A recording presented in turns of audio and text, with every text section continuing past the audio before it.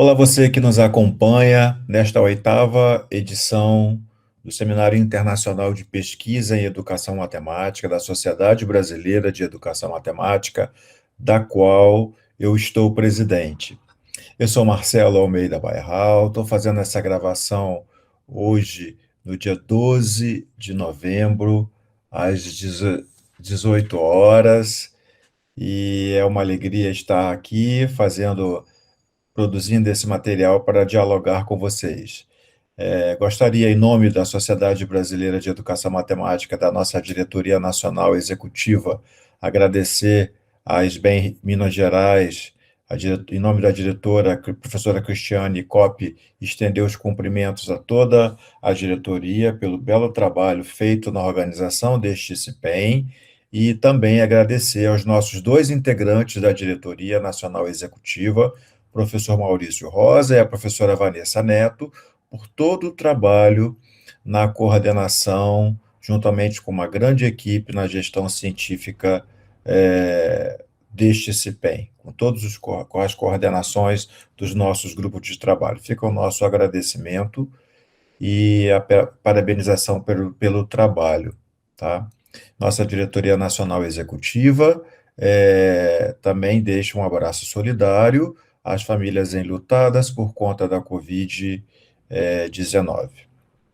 Gostaria também de fazer uma pequena descrição. Eu sou branco, pele clara, estou agora, nesse momento, sem óculos, mas eu também uso um óculos de grau, que tem é, uma moldurinha preta e às vezes com um detalhe em vermelho. Estou usando uma blusa de frio de manga comprida preta, meu cabelo é curto, corte a máquina, baixinho e às vezes com alguns toques em grisalho. Atrás de mim tem uma parede, pele clara, e uma cortina colorida com listras verticais, que você imagina que ela estará à sua esquerda da tela. É uma alegria estar aqui com vocês. Bom dia, boa tarde, boa noite. Agradeço também ao professor Marcelo Borba, que estará compondo essa mesa para conversa conosco. Como eu disse, eu estou fazendo essa gravação no dia 12 de novembro de 2021. Gostaria que no dia 24 de novembro tivéssemos notícias melhores para a pesquisa, já que estamos falando, né, estaremos numa mesa para falar de duas agências nossas de pesquisa, a CAPES e o CNPq. Eu vou estar falando agora como integrante do Conselho de Assessoramento da área de educação do CNPq, não estou falando pelo Conselho, pelo CA, e muito menos estou falando pelo CNPq.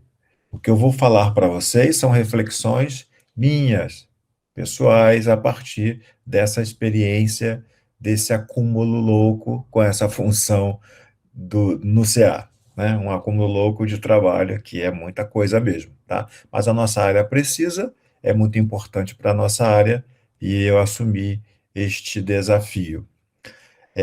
Vou aqui, então, projetar para vocês um pouco dos slides, que a ideia é conversar um pouco, ideias com orientações que podem ser úteis a quem tem intenção de submeter algum edital ao CNPq para evento, para solicitar auxílio a eventos, para o edital universal, que é para pesquisa, ou também para a bolsa de produtividade, que a gente chama, né, bolsa PQ. Então, é uma grande alegria estar aqui com vocês mais uma vez e vamos, então, falar um pouco sobre esses meus olhares para você, algumas dicas e que possivelmente podemos depois interagir. O CA da área de educação do CNPq atualmente, ele é composto por vários colegas de diferentes áreas da área de educação, diferentes frentes de pesquisa, diferentes instituições, procura sempre contemplar uma grande representatividade geográfica. Então, temos o professor Antônio Carlos Amorim, Décio Gatti Júnior, Eduardo Manzini, Eliseu Clementino de Souza, Elizabeth Macedo, que é a atual coordenadora do Comitê de Assessoramento, José dos Reis Silva Júnior, eu, Suzane Cassiani e Viviane Weller. Eu marquei o meu nome porque a gente tem conseguido, desde 2007, ter um representante da área de educação matemática no CA, Marcelo Borba, que está aqui compondo a mesa, foi importante nessa representatividade. Depois dele teve Maria Bicudo, Vicente Garnica e o Dario Fiorentini, a quem agradecemos muito por todo o trabalho feito. É muito importante marcarmos e garantirmos presença da nossa área dentro desse CA. Tá? E também a área de educação em ciências, por isso que eu marquei Suzani em vermelho, é também uma área que tem tido uma representatividade. Tá? Que são duas grandes áreas com uma grande produção e demandas nessa área, na área de educação. Tá? Então, eu gostaria, como eu estou aqui apresentando o comitê de diferentes instituições, gostaria também de aproveitar e agradecer à Universidade Federal de Uberlândia por estar acolhendo e auxiliando na organização, né, do CIPEM, de uma gestão nessa organização online. Fica o nosso agradecimento, que é muito importante para essas instituições. Nós vamos estar falando de pesquisa, e as pesquisas, elas, no Brasil em particular, né, mais de 90% das pesquisas são feitas nas instituições públicas, e elas também são responsáveis por grande maioria dos programas de pós-graduação, então é muito importante a gente valorizar em um período onde elas são muito atacadas, né? As universidades são importantes, elas precisam ser cada vez mais estar de portas abertas e para todos. Vamos ver aqui, a gente vai trabalhar e eu gostaria aqui de agradecer ao dois técnicos do CNPq, que são muito importantes em todo o nosso trabalho, tá? Que é o José Nilson Araújo e a Bruna Sertori. E ao cumprimentá-los, eu estendo os cumprimentos a todos os demais técnicos do CNPq. E também estendo os cumprimentos a todos os servidores públicos que se dedicam com muita ética, responsabilidade a todas as suas funções.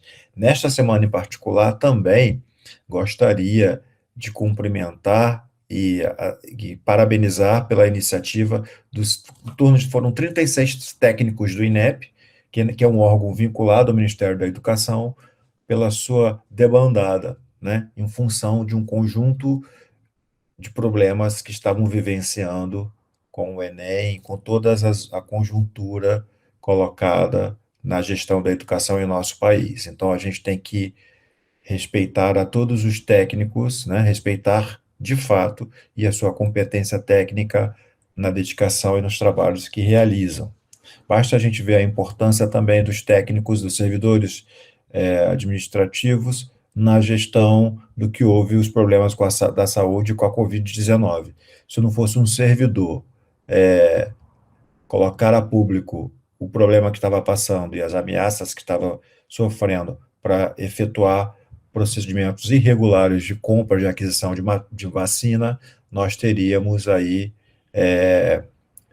um montante assustador de dinheiro indo para lugares não corretos e também vacinas possivelmente não recebidas e não vacinas que não estariam no braço das pessoas e salvando vidas. Então fica aí o nosso sempre o reconhecimento àqueles servidores que se dedicam com ética para todo o seu trabalho, aqueles que de fato assumiram esse compromisso, como há, né, naquele julgamento que a gente faz quando assume essas funções públicas. Então, quando a gente vai falar da pesquisa, eu estou aqui trazendo uma reflexão que ela já coloquei em uma outra apresentação, mas eu acho que é importante ela trazer para cá, porque ela ainda continua muito atual, que alguns pontos que eu peguei nesse documento das Nações Unidas para a Coordenação de Assuntos Humanitários, que ele é de novembro de 2020, mas vocês vejam que passado, né, há um ano, nós temos à época, né, cerca de 235 milhões de pessoas. Eles já sinalizavam que iriam precisar de assistência humanitária e proteção em 2021. Recuperação prevista para a economia mundial não será suficiente para impedir que o mundo tenha número inédito de pessoas em situação de vulnerabilidade. A gente vivencia isso, a gente observa isso, pelo menos eu observo isso por onde eu circulo, lamentavelmente. Mais de 5 milhões de crianças com menos de 5 anos de idade enfrentam ameaças da cólera e diarreia aguda, e a pandemia pode acabar com 20 anos de progresso na luta contra o HIV, tuberculose e malária, duplicando potencialmente o número de mortes anuais. Também o cenário da América do Sul é de tensão social, perda de renda e instabilidade política, né? Então, vale a pena a gente trazer esses números, essas informações que muito nos assustam, e a pandemia ela desmascara, né, todas essas questões que para muitos de nós elas não são surpresas, lamentavelmente, e a gente já tem esses números que já foram circulados por aí, mas cabe a gente colocar, né, o investimento do PIB. Esses são dados de novembro de 2020, que já estavam circulando pela SBPC, nos eventos que a SBPC estão com tantos posicionamentos contundentes, né, dos cortes constantes de financiamento à pesquisa. Então, quando a gente vê os gastos do investimento do PIB na Coreia do Sul, 4,3%, e a gente tem no Brasil 1,3%. É muito importante, quando vão tomar esses países como referência para melhoria na educação, que ele também considerasse, né, quando querem comparar o Brasil, que também comparasse os investimentos, toda a conjuntura e todos os esforços que são feitos para a pesquisa e para a educação, né? Comparem, mas comparem com todos esses elementos, né? Investimentos, acompanhamento de qualidade, de infraestrutura nas escolas, nas condições salariais dos professores, nas condições de segurança. É muito importante isso. E esse número que nós já vimos, né? Que quando foi sinalizado no mês, isso é do 7/10, essa informação de corte, né, do Ministério da Economia, de 92%, mas que a gente já viu que ele possivelmente vai ficar em 87%, lamentavelmente. Não é como o ministro da Educação, desculpa, o ministro da Ciência e Tecnologia, o CNPq é vinculado ao Ministério da Ciência e Tecnologia, sinalizou que é uma falta de consideração. Não é falta de consideração, não, seu ministro, é o negacionismo mesmo, né? Assim, a gente tem um governo que não acredita na ciência, né? Então, a gente tem que trabalhar, continuamos lutando para isso, né? E não é só o presidente, está claro que é um grupo que é negacionista, que não defende, não acredita na ciência. Então, para a gente situar rapidamente que o CA, ele é um comitê de assessoramento, ele não é ele que determina montante de verbas, não é ele que elabora, finaliza um edital, nada disso. Muitas das questões são conversadas, a coordenação do CA com outras instâncias do CNPq, e a gente faz, o que a gente geralmente faz no CA, no que diz respeito aos editais, é aprimorar critérios, porque esses critérios também, inclusive, eles são escutados e ouvidos com as bases, né? As bases que são os pesquisadores que fazem parte do sistema, né? Os bolsistas PQ. A distribuição de todas as propostas, ela é feita diretamente pelos técnicos do CNPq. Isso quer dizer que ela é feita com base naquelas palavras-chave, nas suas áreas de pesquisa que os pesquisadores lá sinalizam. Depois que é feita essa distribuição, qualquer chamada, depois de feita a distribuição, eles chegam para o CA, para o momento de avaliação e consolidação. A gente trabalha pelo menos com 2 pareceres. Às vezes há proposta que tem 4 pareceres, muitas delas 3 pareceres, e agradecemos a todos vocês que emitem pareceres para todas as propostas do CNPq. e eu tenho a felicidade, desde quando estou atuando no CA, de receber bons pareceres que auxiliam bastante a análise e a consolidação dos resultados, tá? E é muito importante ressaltar, porque quem avalia as propostas, os pareceres que a gente emite, né, é um trabalho a mais que nós temos, porque faz parte, a gente tem os projetos, a gente tem que coordenar a pesquisa, a gente tem que produzir gerar os nossos produtos, participar dos eventos e tudo mais, e ainda tem que emitir pareceres, né? Atualmente no CNPq, a bolsista PQ na nossa área de educação matemática, em fevereiro de 2020 eram 33, e agora em outubro de 21 são 40, tá? Geralmente, nas propostas que a gente recebe, a produção científica não tem sido mais um grande problema, ou seja, geralmente, cada proposta tem os pesos nos critérios, mas a produção científica ela não é mais um grande problema. Quase todo mundo consegue já assumir, bater o teto da pontuação, né? É claro que, e outra coisa que é muito importante ressaltar, né? Porque não tem uma pessoa que tem 20 artigos não necessariamente tem mais pontuação do que um pesquisador com 4 ou 5 artigos. Vai depender do extrato da avaliação da revista onde está, né? Que aí vai olhar pelo Qualis e aí se faz essa pontuação. Mas, de modo geral, na minha percepção, pelo que eu vejo, não tem problema. Problemas, às vezes, são encontrados nos projetos, né?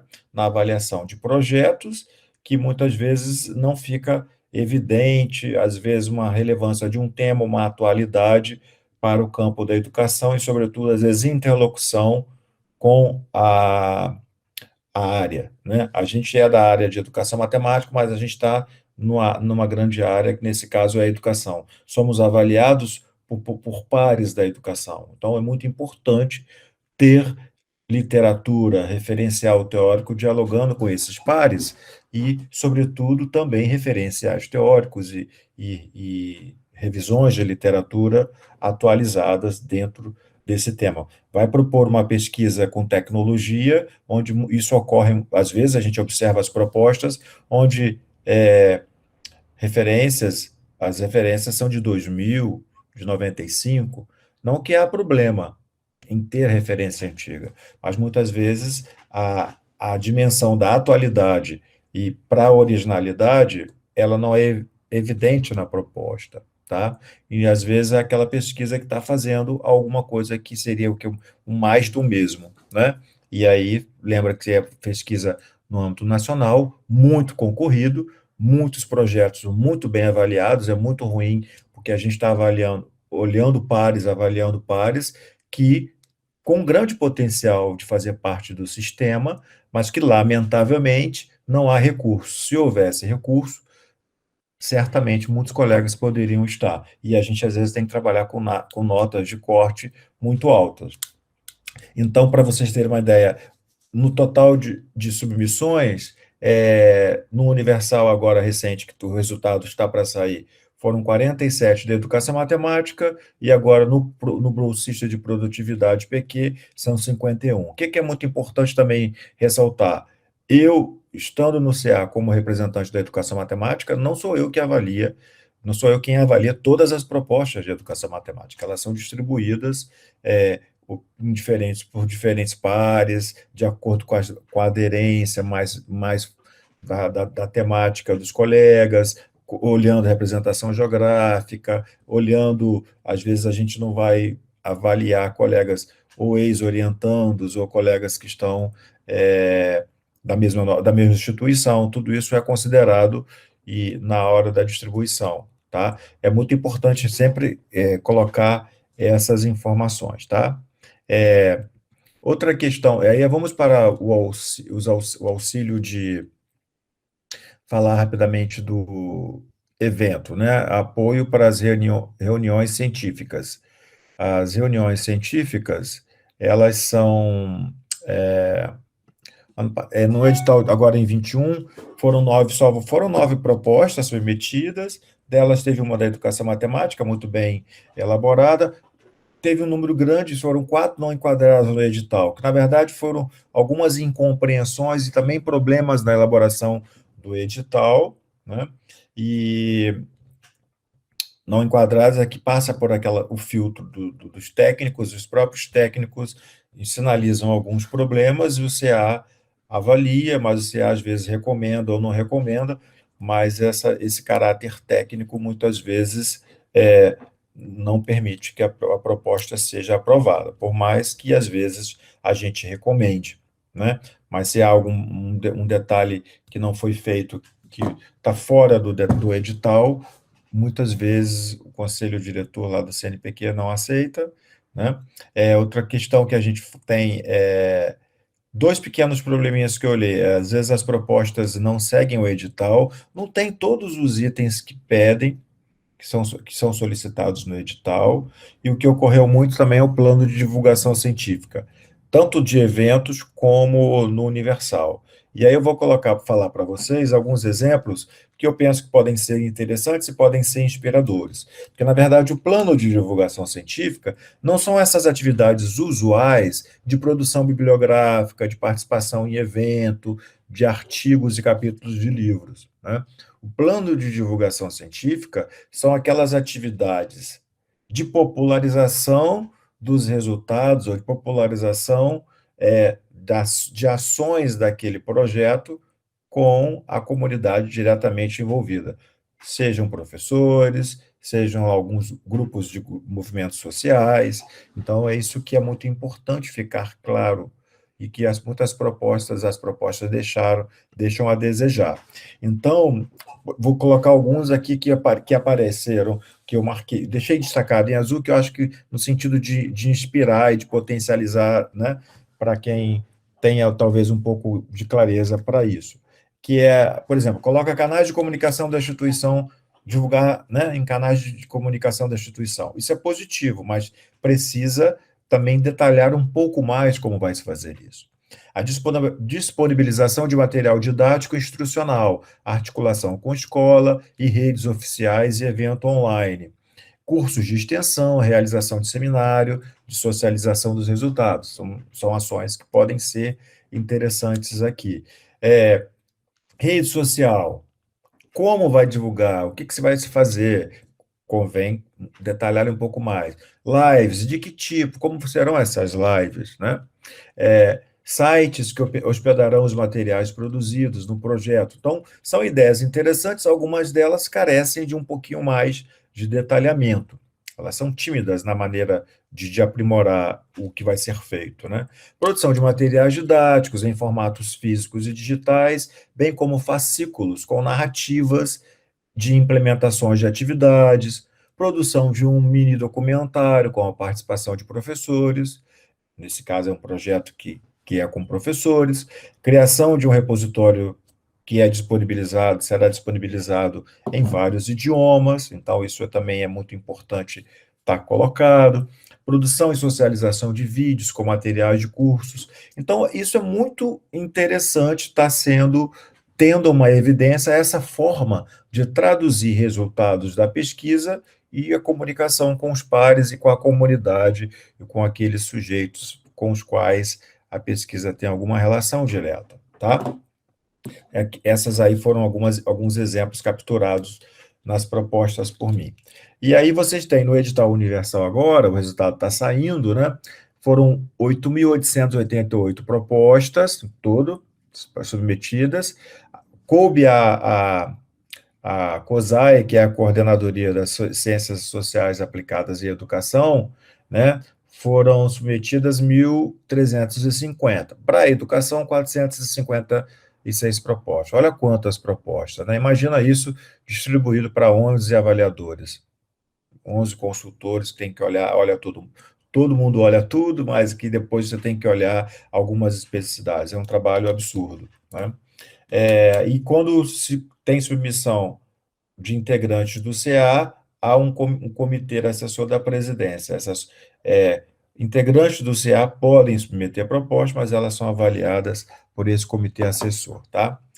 Nesse Universal tivemos alguns problemas, como eu falei, não são problemas do CA, são problemas que, embora a gente tenha no comitê diretor professora Dalila, da UFMG, professora Miriam Grossi de Santa Catarina, se não me engano, que são super atuantes lá e levam as demandas, mas infelizmente algumas não estão sendo acatadas e a gente precisa estar atento, sempre atento a isso. O projeto não houve um projeto anexado na proposta, esse foi um grande problema. Os campos, a limitação de preenchimento, às vezes 1.000 caracteres, às vezes 600 caracteres, também dificultou, porque não dá para você explicar muita coisa naquele campo, tá? E os itens de avaliação dos comitês, dos avaliadores ad hoc, não tiveram sim, toda a sintonia com o que estava no edital, e o que está no edital é o que o CA observa ao final. Então, isso foi um problema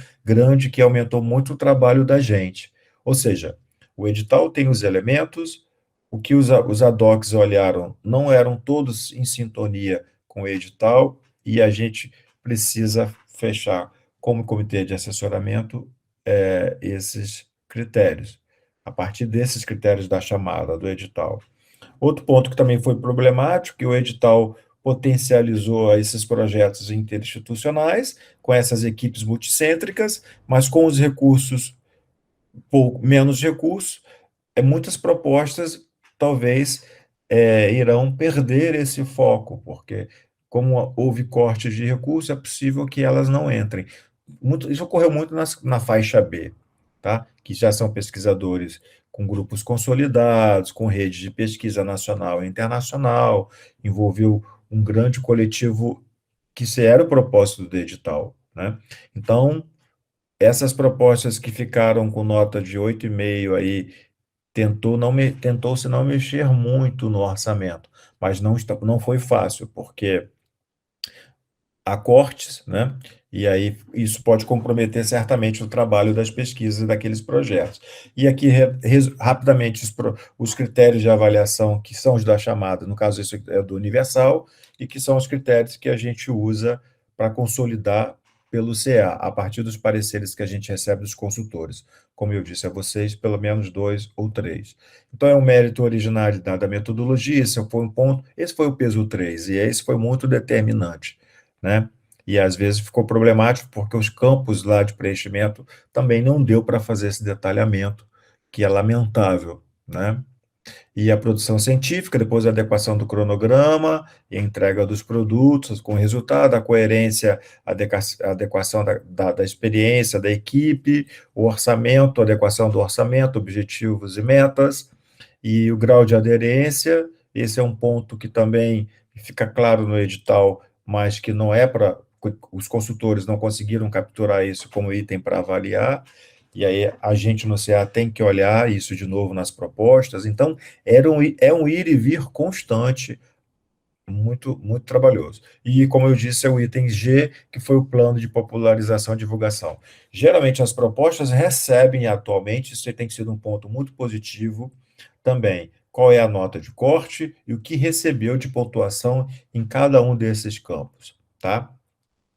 No resultado, nos pareceres, isso está seguindo, tá? No edital universal, nós tivemos ao total aí, como eu disse, 452 propostas, que aí estão tiradas acho que foram propostas, tem mais 4 aqui que acho que vieram, mais 3 que vieram, acho que do CA, que aí vai para o comitê próprio lá da presidência, e aqui foram recomendadas 287.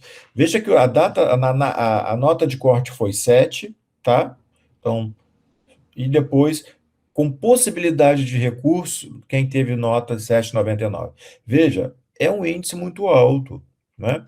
É um índice muito alto, porque de muitas propostas boas, muito boas, né? E como eu disse, essas que tiveram 8,5, um pouco mais, tentou-se não cortar muito, né, para contemplar o princípio do edital dos grupos multicêntricos, projetos em rede e tal. E lembrando que esse edital teve um grande ponto positivo, que foi o 30% para as regiões Norte, Nordeste e Centro-Oeste. Então, na síntese do relatório do edital universal, ressaltou isso, considerando a relevância da pesquisa desenvolvida na área de educação, na identificação, compreensão e solução dos graves problemas que afetam à sociedade brasileira e mundial, a demanda qualificada apresentada na presente chamada e a oferta reduzida de financiamento de pesquisa em ciência básica nos últimos anos, em especial na grande área das ciências humanas, que permite a compreensão de problemas e potencialidades nacionais e a elaboração de políticas públicas eficientes e eficazes para assegurar a qualidade de vida da educação brasileira. Então, o CA da área de educação solicita à diretoria do CNPq que atenda, no que for possível, toda a demanda qualificada, a fim de assegurar a ampliação da qualidade da pesquisa em educação e do impacto que ela pode ter na proposição de alternativas que minimizem os problemas enfrentados pela nossa sociedade. Então, percebe aquilo que eu falei para vocês logo no início. O CA recomenda, e recomendou, a partir de 7, aquele conjunto de propostas. Vamos torcer que todos que submeteram e que obtiveram esse resultado consigam, né? Porque é muito merecedor. E aí há sempre esse embate: qual é a ciência que está sendo defendida, se é que está sendo defendida esse governo da ciência. A gente vê o constante ataque às ciências humanas, né, às humanidades, e se vocês olhem sempre esse documento que é a prioridade, que tem sido a prioridade no âmbito do Ministério da Ciência e Tecnologia, no que se refere a projetos de pesquisa, de desenvolvimento de tecnologias e inovações. Vejam lá o que está sendo concebido no plano das tecnologias estratégicas, habilitadoras, de produção para o desenvolvimento sustentável e para a qualidade de vida, né? É natural que nossa pesquisa no campo na área de educação, em educação matemática, é natural que ela contribui para o desenvolvimento, né, da qualidade de vida, para o desenvolvimento humano, para o desenvolvimento socioambiental, sustentável, para potencializar as culturas, mas é importante, é lamentável, mas é importante, lamentável que tenhamos que evidenciar o óbvio, mas fica sempre esse exercício e esse convite para isso. Se vocês querem olhar esse quadro, e há uma perspectiva muito reducionista do que se tem ali colocado como tecnologia, né? Nas tecnologias estratégicas não aparece nada, ela está voltada mesmo para a soberania nacional. Nas tecnologias habilitadoras, aparece lá algo de inteligência artificial e a internet das coisas. Vejam que é sempre a tecnologia pelo olhar da inovação apenas, tá?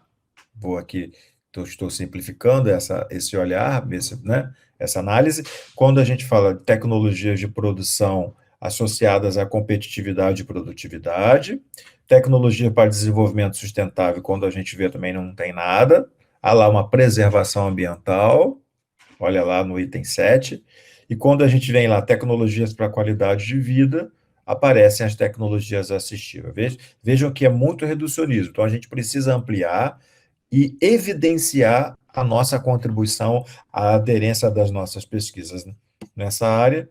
Agora, no PQ, em 21, muda um pouco o peso, né? Veja que o peso no universal, na questão da metodologia, foi o peso 3. Agora a produção bibliográfica atende o peso 5, mas, como eu disse, não necessariamente é um grande problema. O problema de informações também com orientação concluída não é o grande problema. Tem que ter muito cuidado aqui na avaliação do projeto, né? Veja que aqui aparece aderência à área, então os projetos têm que explicitar essa aderência à área, tem que colocar a relevância e a atualidade do tema, como eu falei, são vários colegas de diferentes áreas, diferentes campos aí da educação que avaliam as propostas, não preciso evidenciar isso. Essa interlocução com a bibliografia atualizada, essa originalidade e potencial de contribuição na área. E, às vezes, essas informações do peso, que tem um peso 1, da gestão acadêmico-científica, que muitas informações não são lançadas, tipo coordenação de curso, vínculo de programa de pós-graduação, experiência na edição editorial, edição, né, de revista, todas essas informações que, às vezes, no Lattes não são cadastradas. Lembrando sempre que o Lattes que é analisado é o Lattes congelado no momento da submissão. Não adianta depois achar que tem um artigo publicado posterior a isso que não será considerado, tá? E aí eu estou caminhando para finalizar. Agradeço a vocês pela atenção. Fiquem bem, com saúde e consciência.